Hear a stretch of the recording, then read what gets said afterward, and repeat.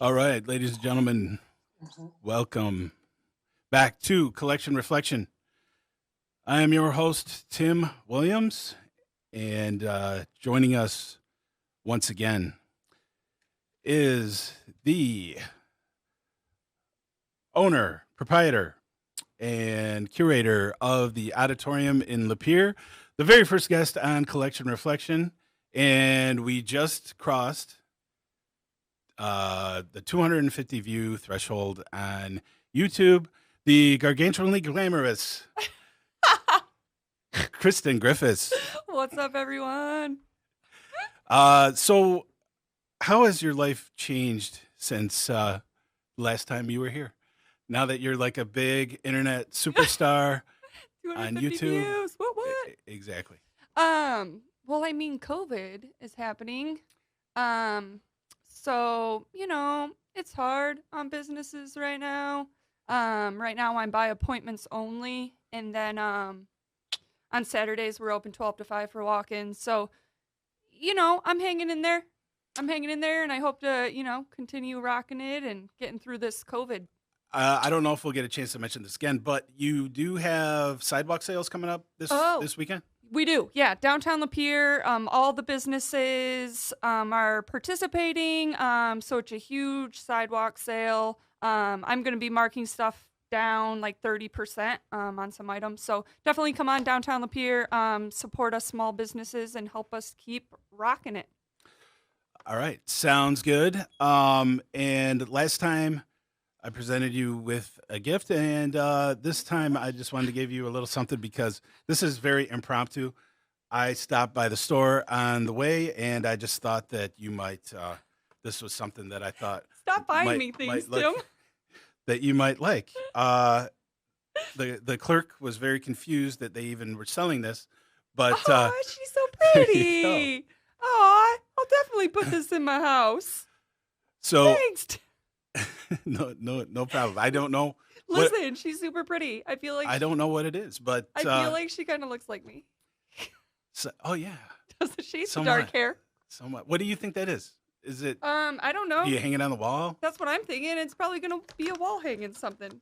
Yeah. So this store, I would say they have some oddities too, and I don't even think they know. Like I said, they didn't even know what they had in there. It's like Pocahontas, and I'm related to Pocahontas. You are? For real? Yeah, legit. Wow. In my family tree, we researched it. For real? Yep. So there's Pocahontas in me. Actually, there is a resemblance. Yes. I feel like I see it. It's like perfect. Maybe that's why it caught my eye. Maybe. Thanks, Tim. So one other thing, real quick, before we get to our very special guest this week, I wanted to debut a new segment on here, and I asked you to bring something, but you did not. Oh, but my that's gosh. it's a little segment that we are calling "What You Got," and we are going to show something that we picked up recently. It doesn't have to be something recent; it can just be anything out of our collection. So, because the San Diego Comic-Con got canceled this year because of COVID, they pretty much did all their exclusives and everything online. So, I bought a lot of them because it was a lot easier to obtain them this year. So, here's one of them. It's Jurassic Park. I'll show you what it is, but this is cool. If anybody remembers the movie. The deal with what's his name from Seinfeld, Newman from Seinfeld, he delivered the eggs in the Barbasol can. So actually, what it is a action figure of Nedry. I don't know how well you can see it there, but anyway. It talks and has noises, but I got to pull this out of there, and I'm not going to do that because I'll probably sell it eventually. That is super cool. But anyway, there it is. The San Diego Comic-Con Nedry action figure in the Barbasol can. And so what year is that from? It just came out. Oh, it's a new thing. Yeah. Oh, okay, right on. It would have been something that they were selling at the San Diego Comic-Con, but because it got canceled, they decided to sell like all their exclusives online. Very cool. So there it is, the very first episode or the very first segment of What You Got. So we next need to time, add a little. You can do that. We do. Yeah, we need some theme music for that segment. But without further ado, let's get to our guests this week. And hold on one second. We got some new tech that I am getting used to, but hold on. You can do it. Introducing our guests joining us this week, the owners, proprietors, and curators of Retro A Go-Go, Doug and Kristin Pagacz. Is that correct? Yeah, that's correct. Yeah, pretty good. Pagacz. Yeah, like Oshkosh Pagacz, blue jeans, with a P. Now I gotta Okay, ask: perfect. is your first name Kristin or Kirsten? It's Kirsten, like here, Kirsten. Kirsten. Yeah, no, I wanted to. Okay, I'm going to debut my David Letterman imitation right now that I've never done before. Okay. Kirsten. Kristin. Kirsten. You got to be old. You got to be old to understand that. I'm sure you don't get that I reference. mean, I'm old. Come on now. You're not that old. You're not as old as I'm talking. Whatever. Okay. But first of all, thank you very much for joining us. The Glad to be here. very first thing I want to ask is what, just kind of like in a nutshell, what does your store sell? As much of a nutshell as you can put it. Well, the store is all based on our love of retro. And so the company started in 2004, and I started putting really fun retro images on a variety of different products. So today we have accessories, apparel, and wall decor, all with our own retro inspiration. And the product line keeps evolving over the years. We're a lot more fashion-centric and probably more into the rockabilly crowd, the getting a pin-up. And now it's kind of evolved with, just with our interests in the marketplace and just what we love. And now we're probably use a lot of Halloween-inspired and monster-inspired products. For example, wall decor, we take kind of inspired by the old Vancouver masks. We blew up the big, like, funhouse size stuff. So we just started making more stuff that we just love, and we wanted to see it, so we made it. Right. And it's stuff that we remember from our childhood that really got us feeling excited and feeling that youthful, charge. Mm-hmm. We still like that today, and we have refused to grow up, and so far, so good. All right, good. That's the same with me. So I'm gonna go back a ways, and then we'll come back to more modern times. But did you? Sure. Was there anything that as kids did you guys collect things as well, or did you start collecting as a kid? Well, yeah. I mean, I feel like I kind of always had the collector gene in me. It's kind of it's a curse, I think, any collector you talk to. On one hand, you love it. On the other hand, it's like, oh my God, what is the matter with me? Yeah, exactly. But I've had it since I was a kid. Started with comic books, and to me, I'm a visual artist, and I think it goes back to that. My dad was in the arts, and he kind of turned me on not only to comics and comic strips, but also the artists behind them, Will Eisner or EC Comics. Here I was, in the late 70s, but he was turning me on to stuff that he loved back in the 50s when he was a kid. And it really exposed me to all that kind of visual stuff. So comic books, and then from comic books, they take me to the comic conventions in Chicago, is where we grew up. They drop me off, and I'd run around there all day at the Comic-Con in downtown Chicago. And then discovered movie posters. And then it turned out there was a movie poster convention right like a town over from us in the suburb of Chicago we were living. So I'm in early high school and taking what little money I had and going to the movie poster stuff. And that was like a merging of, visual arts and my love of movies, and then the graphics, the type and all that. Just for instance, like a couple, but I've literally got, over the years, and you see Queen of Blood, Swan, just the great Reynolds Brown artwork on there, or Frankenstein versus the Space Monster. I don't know if you can Yeah, you can see it pretty well. It's a big one. Yeah. But I love the original, movie poster art. Behind this is a big first spaceship on Venus. So my wife was very tolerant of my love of the art. And from movie posters, it kind of grew into then old vintage space toys, because that has a really cool visual language to it. And monster toys, you're exposed to that. Let me show you some of those cool. We've got, just to give you an idea of, this is an old 50s, early 60s, the Sonicon rocket. But the cool, that's awesome, metal stamping, they just don't make stuff like this anymore. It's just like an industrial art. So it's almost like a sculpture sitting there. Yeah. So, any of that kind of stuff I can get my hands on. I'm always looking. We go on vacation and we kind of build it around going to antique stores or the antique shows, estate sales, flea market. That's kind of for Kirsten and I both.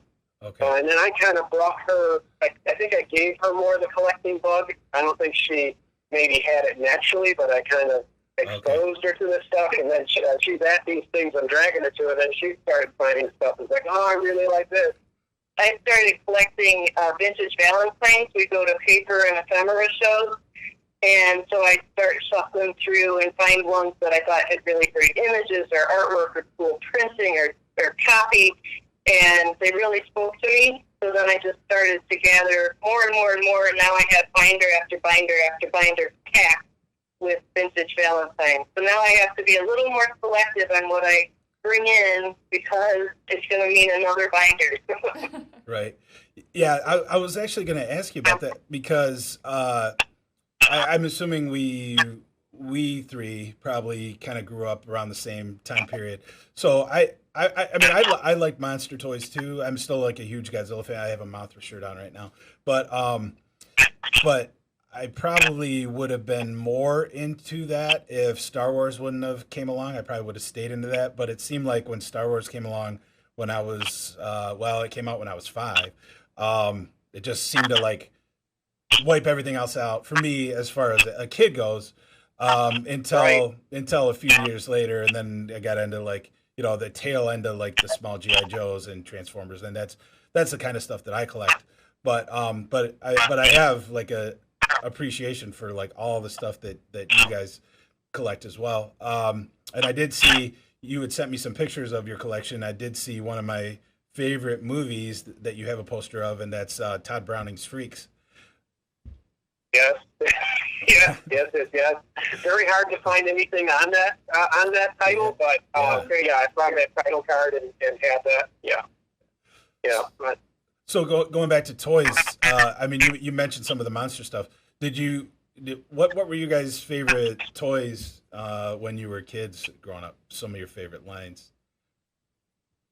Growing up, the Star Wars was a big one because that hit me right around when I was like 9 years old, something like that. So I hung on to a lot of that stuff. I kept it minty mint and put it away all nice, saved everything. I've still got it stashed away somewhere. I think I already had that collector's bug, and I wanted to get every figure. They totally had me hooked with sending the mail away for the Boba Fett. All that stuff was like, that's the very thing we pick up at Retro Go-Go. We do like promotions like that, the clubs and the mail aways and all that extra stuff we love to do. And I have to say too, Doug takes really good care of all of his items. So he could have a little wallet from Batman 66 in mint condition. Also, I was lucky enough to get his white little tiger that he got from one of his uncles when he was just an infant. Absolutely perfect shape. It was in the bag, and I had to really pry it away from him and ask if I could please take it out of the bag. I'll tell you, though, I got plenty of stuff like my G.I. Joes, that went in the garbage that my mom taught. There's tons of stuff like that. My old Ego figures. There's stuff that I'm like, oh, my God. Yeah. How I wish I still had it, but I don't. It went. So, everything got saved. So you had the big G.I. Joes. I had the big G.I. Joes. Okay. Yeah, that was mine here. Okay, yeah, because I was still a little young, but I remember wanting one. I never got one for Christmas, And then a few years later, they came out with the small ones, and then I was like obsessed with those for a long time.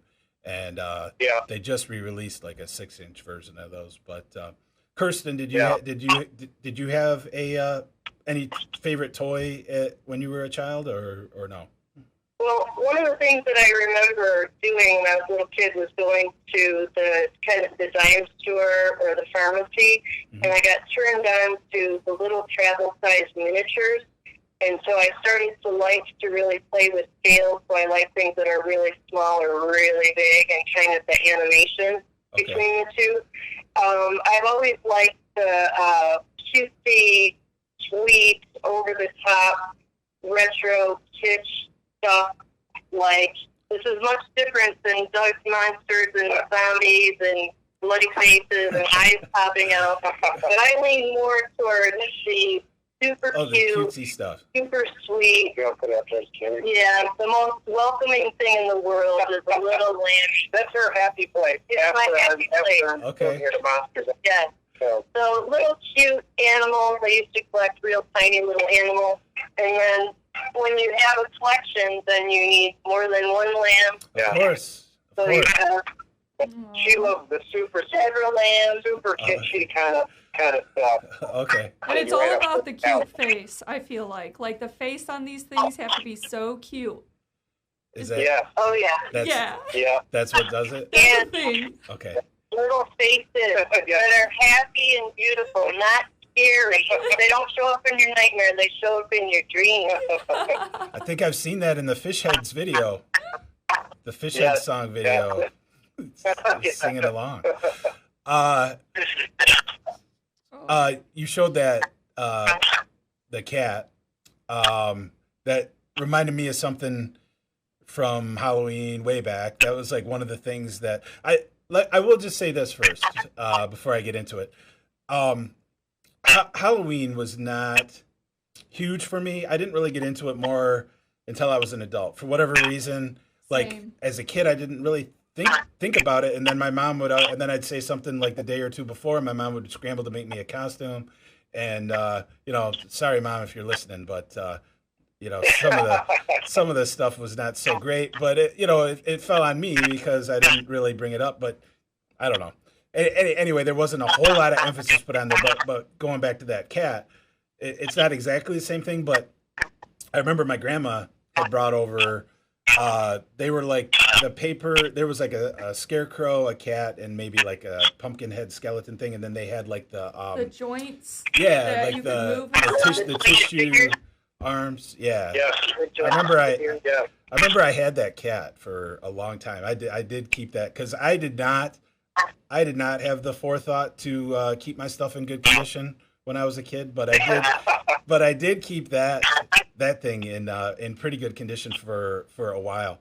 Those were popular in my day too, though. Can I just add that in? Yeah. Okay. Well, I want to ask you about some stuff. Like okay, well, so we had the same kind of stuff, and that's where a lot of people said, "Oh my God, these giant wall decor. I've only got so much room to put these up." So we said, "We'll make a little one." Yeah, so we made mini monsters, is what we call them. And that's where we brought in the jointed figure, because totally your same story. We had them hang. We'd get them out every year at Halloween, and they'd hang, so they fell apart. And then these come with a miniature man and a miniature jointed figure. So you can, this is not the body bit of but it gives you an idea, and then you can have fun posing it and doing all the dog will come with his own devil jointed body itself. Yeah. And we have to mention what we love is packaging. So it's not only what's inside the package, but the packaging itself. And Doug works overtime to do really cool, interesting, things that are exciting to look at over and over again. Because as a kid, I remember, collecting Star Wars or collecting whatever it was, staring at the box art so much. Getting into the box art, getting into the little figures, like what else can I buy, that kind of stuff. Yeah. I just love all that. Yeah. And in the 70s with the Ben Cooper, that was something that we were really exposed to, that little crappy plastic mask with the plastic costume that says werewolf or something like that. Yeah. And even though at the time they were kind of lame, but now they're like super cool because they strike that emotional chord of remembering the golden years of your childhood. Exactly. I was going to ask Kristen that when you were, she's quite a few younger than us. I'm 32. Years younger than us. So did they still have those when you were growing up? Those masks? Just the masks and the, okay, I didn't think so. But no. Okay, I was going to ask you about that. But. Nope, that was my mom's times. Yeah, well, me too. So, was Halloween like a bigger deal to both of you? I mean, was that like one of your favorite holidays, even when you were kids? Oh yeah, I know for us it was a high holy day for us kids. Oh yeah, and lots of candy was collected in little pillowcases. Yeah, weeks were spent preparing the costume, what we were going to wear. Okay. Changing our minds 20 times. You should tell them about the C3PO that you made for yourself. Yeah, there was that. They didn't have a C3PO costume, so I decided I'd make one out of paper mache and stapling cardboard. And, I think it shrunk the paper mache, so it couldn't fit on me. So we tried jamming it on my little sister, not realizing that the staples were all sticking out like some sort of torture. Oh, no. So we have one photo of her with this body stuck on her, crying. My mom's like, "Hold still while I take a picture," and it was a nightmare. And it was a week of work for about 5 minutes of her wearing it, and then we had to tear it off her because it was causing great pain. But yeah, that's my C3PO homemade Halloween costume. So yeah, Halloween was always a great time to get creative and get excited about what you would be or what your brother would be and what your friends were going to be, and then being able to go through the neighborhood late at night, kind of sneaking around, looking for the good candy. Yeah. It was the whole thing about Halloween. And our grade school had a whole Halloween carnival. So there would be a night that you'd go back up to school, and the classrooms would, all the desks would be moved aside, and each room you'd go in, one room was a cakewalk. Another room was like a fishing thing where they hung up sheets and you'd throw a fishing pole over the sheet, and you pull it back and you get a prize. Some people get little things and coupons, but other people get full toys. And then they'd have a haunted house they'd set up. So I think all that stuff really embedded, and then to Disney too. Yeah, going to Disney, and besides Halloween was going to Disneyland when I was 10. Okay. And seeing, going to the Haunted Mansion, going on the Pirates of the Caribbean, that completely, and Star Wars come around. Those three things are just seared my brain, fried me for life.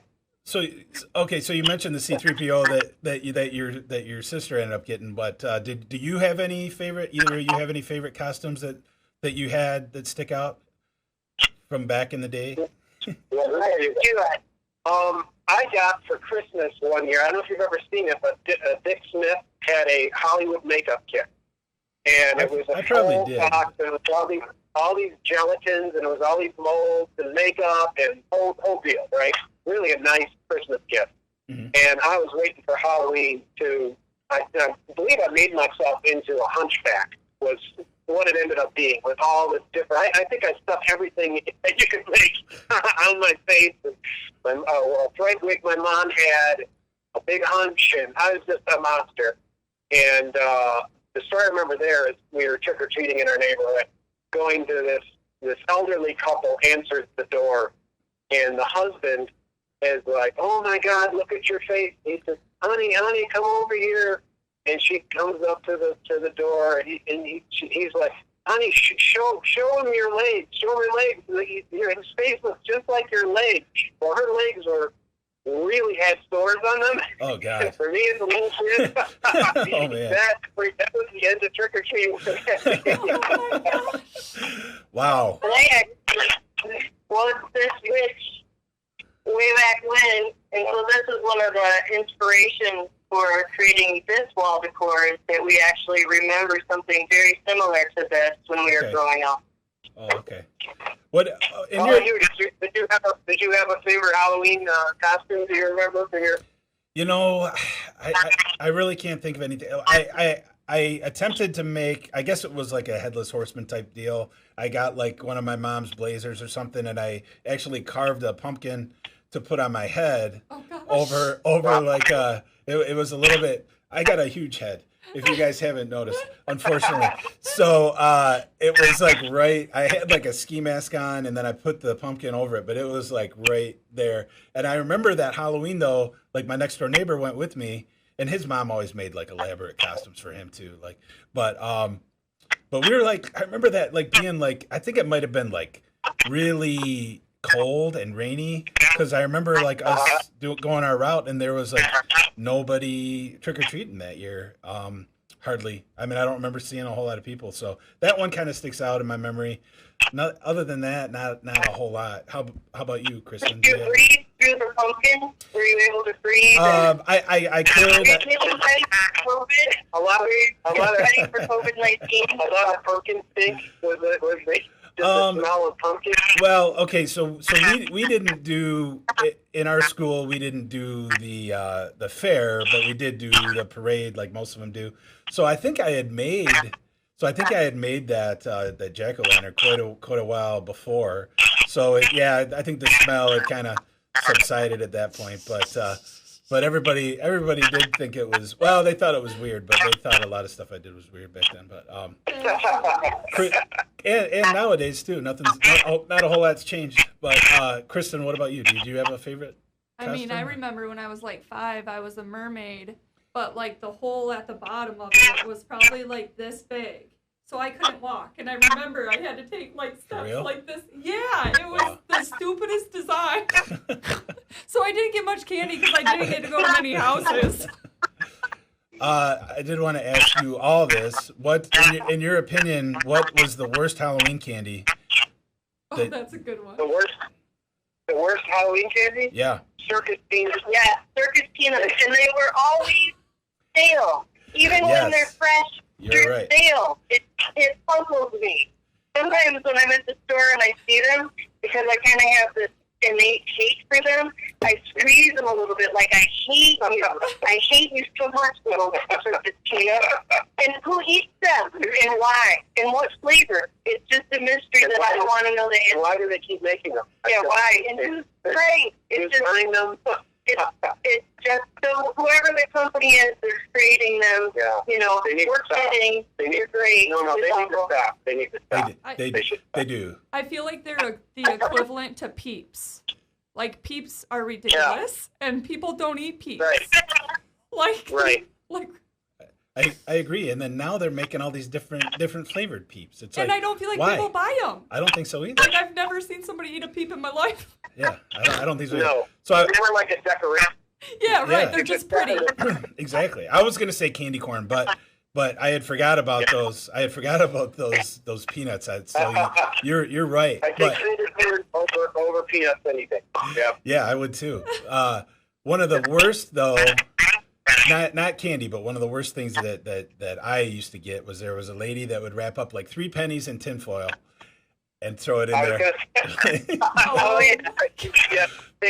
Change was another bad one. I remember my brother was obsessed because he heard somewhere in like childhood folklore that people were giving away apples with razor blades in them, and that was like the big scare. Like, if you get an apple, you're going to get a razor blade and cut yourself. And so he would always like slice them open meticulously and look for the razor. And then after it started to turn brown, it would just get jumped in the garbage. Yeah, all right. That's when I grew up during that whole scare too. I feel like that's still a thing. Well, it'll still pop up every now and then, but people like. I mean, I got a 6-year-old, and like I check her candy like crazy for creepy, weird things.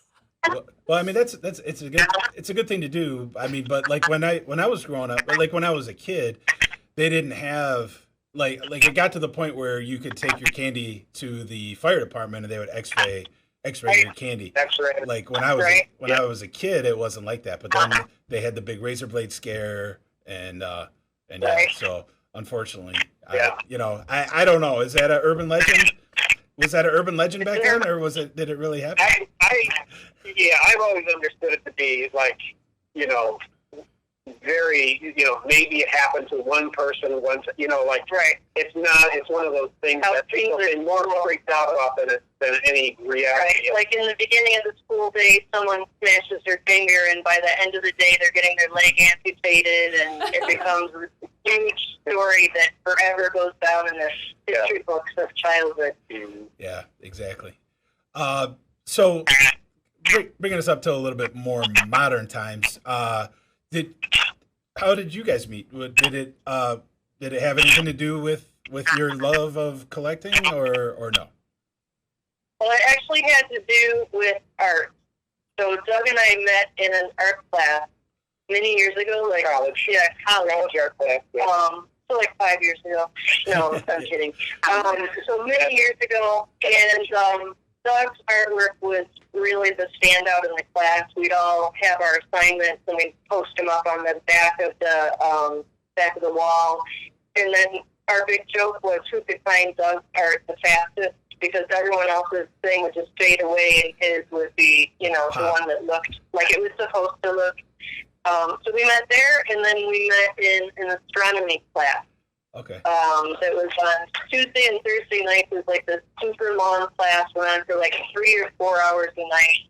Just couldn't believe the length of the class. But that's kind of where we got turned on to Tiki, because we would go for drinks and talk about everything we learned in class or everything we didn't learn in class. And then we go to Tiki in River Grove. And at the time, it was very unknown and unpopular, and now it's like the latest, craziest thing. So Tiki's made a full swing comeback. We were just out there recently, saw our old stomping grounds of the college, and I think the entire parking lot was filled with this cool little Tiki place. Because there's Tiki collectors that are like Bonzo for Tiki, Polynesian, and that's a whole nother thing. Yeah. Right. So you with some of the stuff that you had sent me, some of the background information about the store, you had mentioned that you left the corporate world to start the store. How did that come about? Well, I mean, Kirsten we were both kind of working corporate jobs. I was doing art and design for products and stuff like that, and working for a company out of Chicago. We're doing a lot of holiday decor and that kind of thing.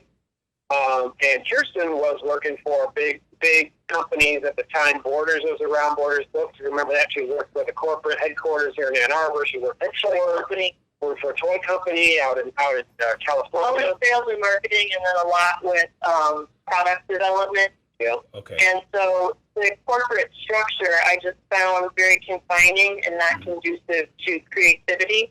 So when I hit a particular spot in my career, I said, do I really want to go on with this and be forever miserable, or do I want to try to do something that brings more joy? And what brings joy is, A, spending time with Doug, living an artful life, and then being around all of our love of collections and art and all that great stuff. So we kind of dove in and haven't looked back since. Okay. So was it a difficult decision to do that, or did you guys just kind of decide that that's what you're going to do and just off to the races? Well, Kirsten kind of started it first. She was like, if I keep doing this corporate thing, we're going to have to move again, relocate. I'm burnt out. I'm really tired of this whole corporate structure, the dog-eat-dogness of all of it. And she's like, I want to try something totally different. I was working a good paying job, and it was like, hey, we had benefits, go for it. But I said, this is going to be totally your thing. I'm not going to be involved. Well, as she started out, she started with this handmade jewelry. This is just as maybe Etsy was just starting. I think it was before Etsy, because I don't remember Etsy being around. And I knew that Doug had a massive collection of beautiful images that were sitting in flat files, just kind of shaded. One of the many things I collect, vintage old film magazines from like the 20s and 30s. They have super really cool covers. Yeah. There's really no copyright on them anymore. All the publishers are long gone. The artists are long gone. So it was kind of like, hey, I'll shrink this down and put it on jewelry. We'll start with that. And kind of repurposing these really fantastic images that weren't seeing the light of day, give them a new life and give them something that will re-energize the images and the art and all the greatness of them. So it started with little, shrunk down little magazine covers, turned them into necklaces, and then created a bunch of posters, all with artwork. And then my sister-in-law said, you know who'd really love this is the Rockabilly Retro crowd. There's a show in Indianapolis. Why don't you go share your stuff? And I sold out of everything, and then I said, Doug, I think maybe we're on to something. Other people think this stuff's cool. Because sometimes you just say, gosh, am I the only one that thinks this is cool? And when you connect and see that other people are really excited about it too, kind of feeds the feeder, and it keeps you going. So Kirsten slowly built up the product line. She brought on people. First, she took over one room in the basement. Then the whole basement got taken over. Then it was going upstairs. We're like, oh, my God, we need to get a space, a building for this, warehouse. And a good, now 10 years ago for me, I was like, her business was growing. You know, my corporate job, I saw people getting laid off, and everybody was freaked out. You know, with each new management, it was like, oh, my God, when's the axe going to fall for me? And I was like, you know what? I'm not going to wait for them to throw me out. I've got a chance here to make something of our own and not be beholden to some corporate overlord. Yeah. And we went all in. And that was about 10 years ago. And now we've got a good, at least 10 people working at any one time, getting products out. And at any given time, 800 products in the line. And we're constantly in development mode. Mm-hmm. So we have some amazing product launches that are still going to happen this year. So stuff that keeps us excited and makes us feel passionate and makes us want to go to work and do great things and share them with people. I don't know if you can hear our miniature dachshund in the background is waking up and moaning. So that's not some monster we have chained up in the corner. It's our dog. Okay. So I have a question for you. So what's your best-selling items? Is there certain lines that sell better? I definitely say that Ghouls, the wall decor masks and the mini monsters, all the stuff that we kind of created our own line called Ghouls, which is kind of the Halloween and horror stuff. We introduced that about 4 years ago now, something like that. And it all started, it was kind of like we took a chunk of money, and it was totally different for us from what we were doing. And we were like, we want to see it. Let's do this first group of monsters. Let's see if people appreciate the way we do. Here's Rocket. I'm cranky. Rocket.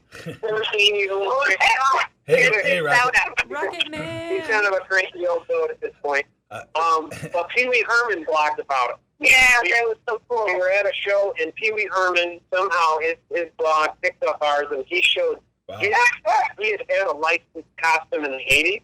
Okay. And he was like, look at these really cool things these guys are doing at Retro Go. And that just completely changed their company. It was overnight the amount of orders and attention. And I've never talked to him directly, but, Pee Wee Herman really changed our whole trajectory.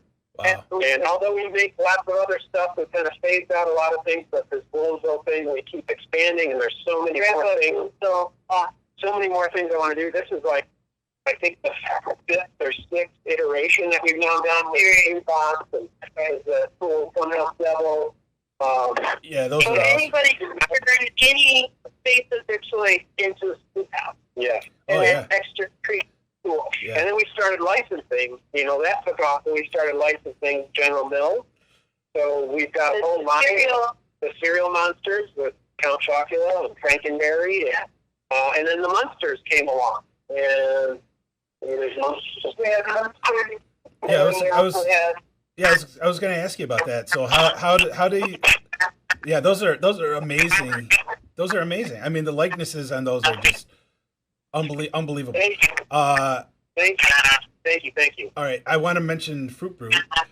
I was going to say something about Fruit Brute because for years and years and years, when I was a kid and growing up in my old house, I had gotten a light switch cover sticker that I put over the light switch, like the main light switch coming in the house. I don't know why my parents let me do it, but it was there all the way until I moved from that house when I was like 13.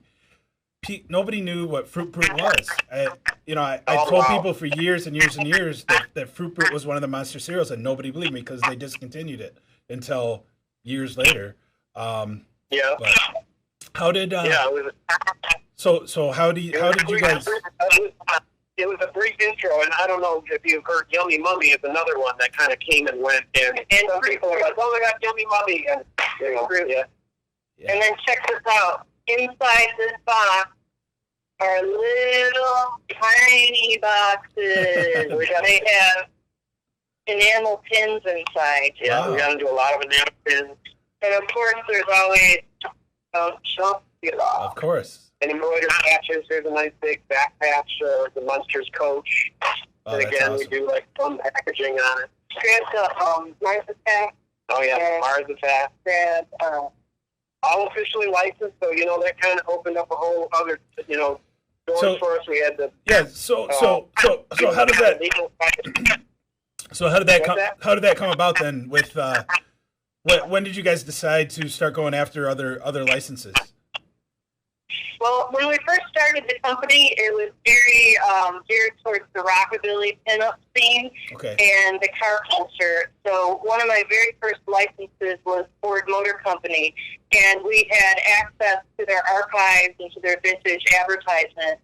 And we started to take those different images and put them on products. So things that were kind of goofy back in the day, like the Pinto, made for a very cool little business card case.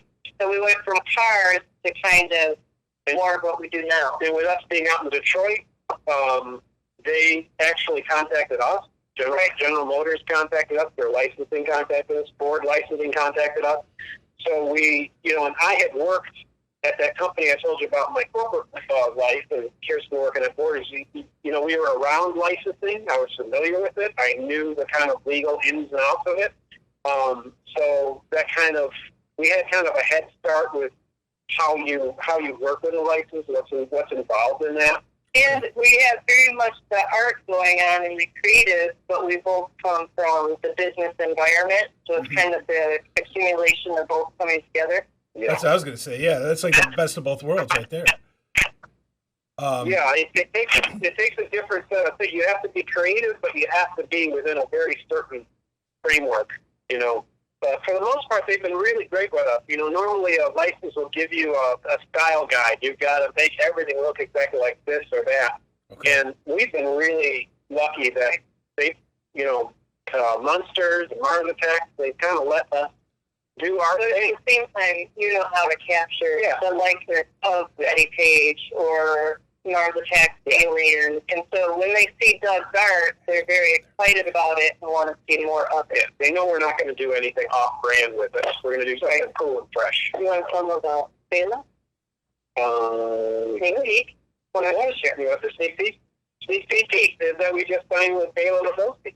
So we're going to be coming out with Bela Lugosi products. All kinds of Dracula and some other White Zombie. yes, White Zombie and some other properties that I'm not ready to talk about. But we got a whole series planned. It's going to be really fun. And when we get inspired and passionate about something, that really fuels the creative base to just create more and more and more. It just kind of swells and keeps going and going and going. Yeah. I was going to ask you if there's any licenses that you guys would like to obtain.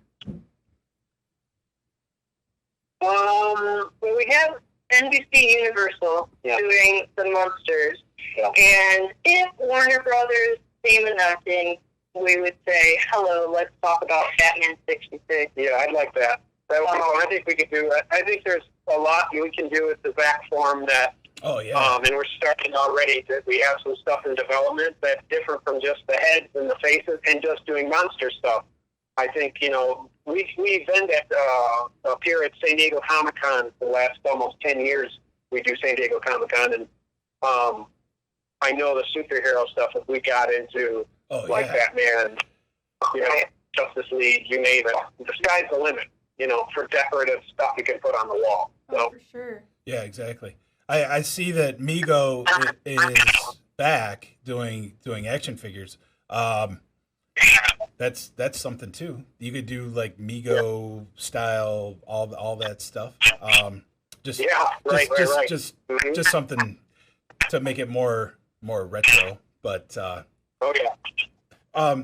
So Yeah, guy who's on the model kit, and he's a dinosaur driving around. Sorry. Which one are you talking about? I'm not sure what she's talking about, but she is mentioning my artwork. And, I mentioned my artwork. I had a couple pieces there. But, I've always been an illustrator, an artist first. So, like, for instance, I don't know, here's a Dr. No piece I did recently. I don't know if you can see it, but I really dig that Drew Struzan kind of, this shit. I was kind of born at the wrong time. Oh, wow, those are awesome. I would love to have been an illustrator for movie posters or, paperback. Those are awesome. Yeah. So I just go and kind of paint stuff either for retro or for myself. I do a lot of commission work, gallery work. That's kind of what I do in my spare time. More artwork. You know what might be interesting if we talk with you a little bit about the collaborations that we do. Sure. So recently, Doug was working with Mondo and did some Universal Monsters, officially licensed Universal Monster Tiki Monk. And then we recently were working on the project with Super 7. And for them, we did Universal Monsters as wearable masks. Right here. Okay. Yeah. I just recently bought a ton of Super 7 stuff, action figures, but yeah. Yeah, they make great stuff. They make super cool stuff. Yeah, they do. We designed these with my artwork and designing the mask. Okay, those are awesome. I didn't realize that you had collaborated with them. That's great. Yeah, that's good. Yeah. We stay very busy. Yeah. There's never a good moment. So when did you guys open your? I'm sorry if you already mentioned this. I missed it, but when did you open your brick and mortar store? About 5 years ago. Okay. And we have our retro-inspired gift shop up front. We also have antiques or things that we find at estate sales, one-off, something one of a kind can show up in the store. And then behind the store is where we actually have the product production, fulfillment, warehousing, packing, shipping, all of that stuff. So we actually warehouse our own product, manufacture our own product, as well as design. And then we pack it, we ship it, we send it out. So we're kind of the whole thing. And the retro-inspired gift shop is just a very small piece of everything else going on at Retro Go-Go. But I should let the viewer know that they should call ahead because we have had the store closed here with the pandemic. Not only for just having people coming and going out of the shop, and it is a smaller space up there, but we've been so darn busy that we've kind of taken over the store with production and shipping orders. We do have curbside pickup. Yes, we do. So you can shop online, and then you can tell us when you'd like to be at the store, and we will meet you and have your products beautifully packaged and ready to go. Yeah. Curbside. Okay. Well, I'm glad that you said that because I was going to try. I have been trying because you're not that far from me. I mean, it would be from me to leave and get there after work would take me about 45 minutes and then for an hour from there for me to get home. So I was going to try to do that before I had you on here, but I wasn't able to do it. And I'm going to be on vacation next week. So I was going to try to make it out there, but thanks for giving me that advice because I won't. Well, if you want a private tour of the whole studio and all that, just give us a call. We'll mask up and we'll walk you through it. Not a problem. Okay. Yeah, let us That know. would be so cool. Okay. Great. So I should have mentioned this earlier when you were talking about the Pee Wee Herman thing, but I had seen ads for you guys, and I think I was already following you guys on Facebook, and I never realized that you were in Howell until I started trying to get you on the show. So I had no idea that you guys were that close.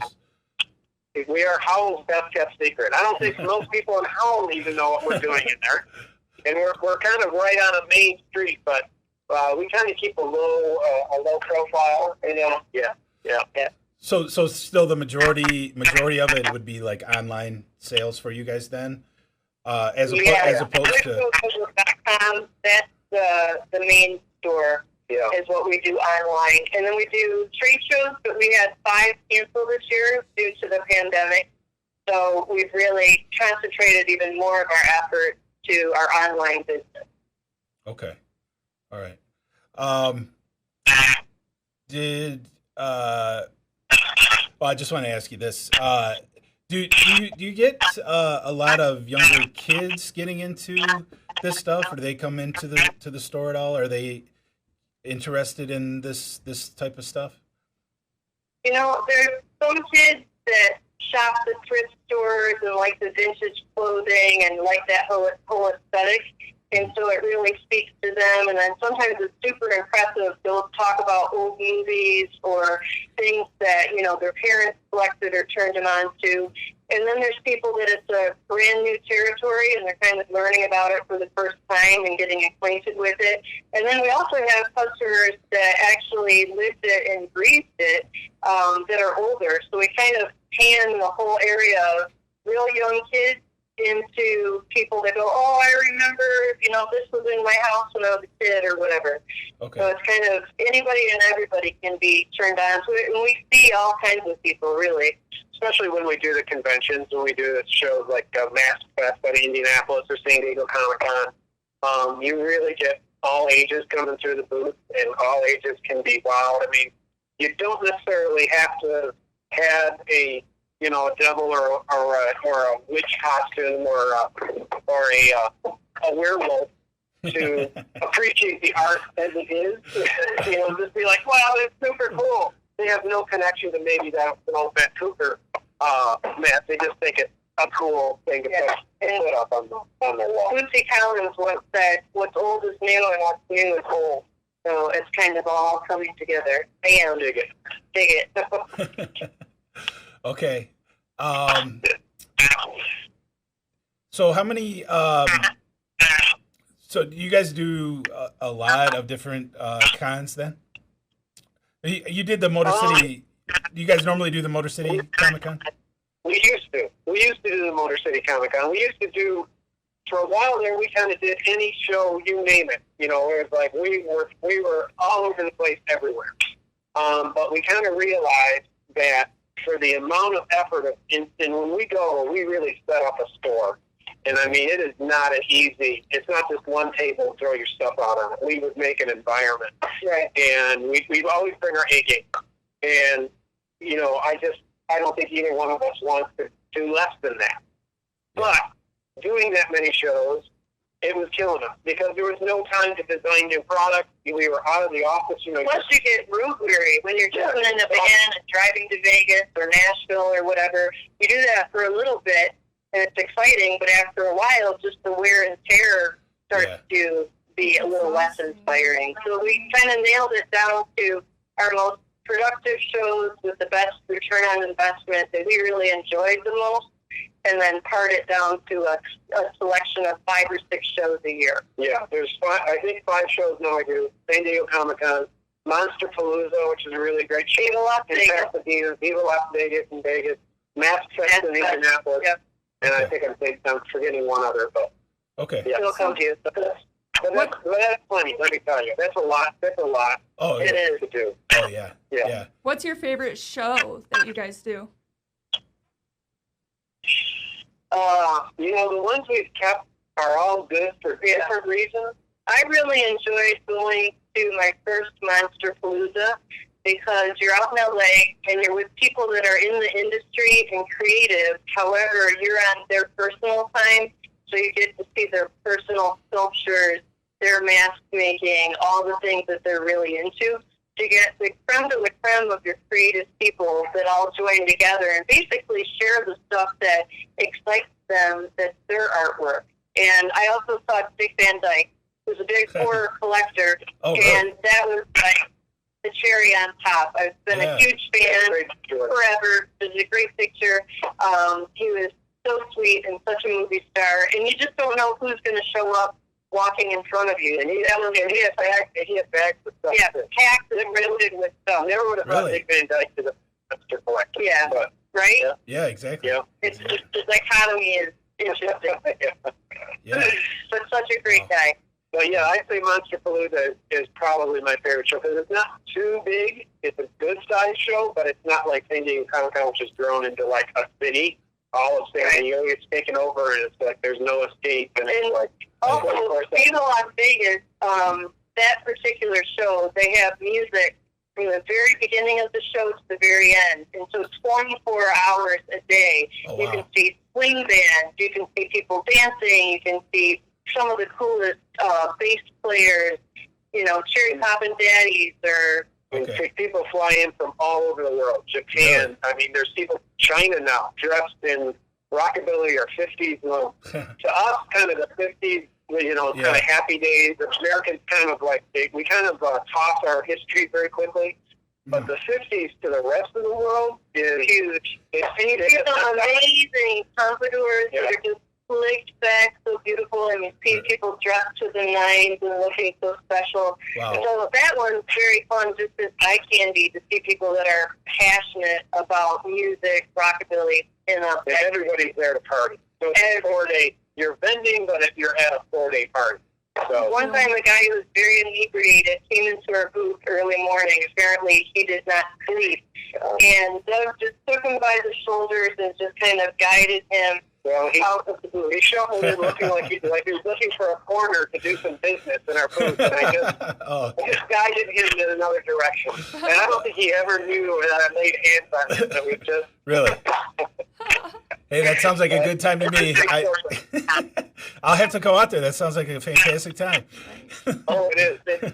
It's going to be in September next year, so you can mark your calendar. It's usually over Easter weekend, but they're moving it to September of 2021 right now. So, look at... And they have a whole big party going on. Big part of it, too. Yeah, anything retro. And cars, if you're a car lover. Huge car. You have, the rust bucket, and then you also have the super primo cherry cars. Yeah. And they just go on and on and on. And people drive them in or take them in on flatbeds, and you just have a sea of beauty. Yeah, look up Viva Las Vegas Rockabilly Weekend sometime on the internet. Tons of pictures. It's VivaLasVegas.net, not .com. Okay. So you can find it that too. Yeah. Okay. We are owners or sponsors or whatever, even though we're saying very good things about them, not because we're affiliated in any other way. And Okay. Okay, that's okay. I won't hold that against you. That's I won't tell. So we're running low on time. You had in the package that you sent me kind of about the history. You had mentioned you guys growing up on reruns of old shows. So my last question to you guys is, what is your favorite, what would be considered retro show that you watched in reruns when you were growing up? I was all about Bewitched. I am obsessed with Endora and Elizabeth Montgomery and the two Darrens. Absolutely crazy for that show. I would watch the show, and I was just at the age that I could suspend my disbelief and believe that the twitching of the nose was making these magical people appear. I was right for it, and it stuck like indelible ink in my brain forever. Wow. For me, it was, at this time when I was a kid, so I wasn't around to see originally Batman 66 and it ran, but it was in rerun. So every day it would be on like at lunchtime, or it would be on right after school. You'd get home, and Batman 66 was like, that was appointment viewing. Like, the world stopped, full on like homemade costumes, and me and my friends would go run around the neighborhood, fake beating each other up all day. I mean, it was. Oh yeah. It was really, that was a huge influence, and visually, it's something that's kind of evolved as I've gotten older. Now, even in my adult years, I can go look back at it now, and it's a pop art masterpiece. It's amazing it was on network television. They cranked out as many episodes as they did. It's really amazing. Yeah, anybody that is not familiar with Retro A Go-Go, go check out their website. They have, they showed off some, but they have just some amazing stuff. I mean, for real. And I need to check it out. Thanks again, and we'll talk to you soon.